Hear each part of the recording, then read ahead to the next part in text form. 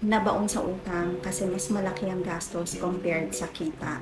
Siyempre, dahil aware na tayo dyan, ginagawa naman natin ang lahat para makatipid. Para kapag dumating ang Christmas bonus or ang 13-month pay, makaluwag-luwag. Pero, to be honest, hindi ito ang solusyon. Bakit?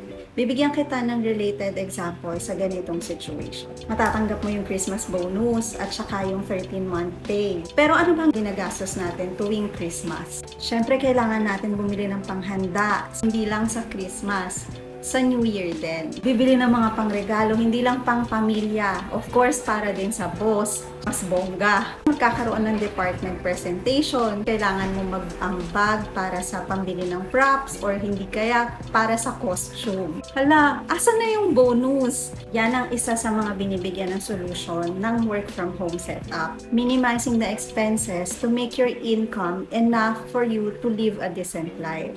Kung hindi ka pa nakakapanood ng free webinar ko about how to start building your work from home career and earn 6 figures a month, ilalagay ko sa caption ng video na to ang link. All you have to do is to leave your phone number and email address and you will be redirected to the free webinar video. Of course, huwag mong kakalimutang i-click yung play button dun sa gitna ng video. See you there!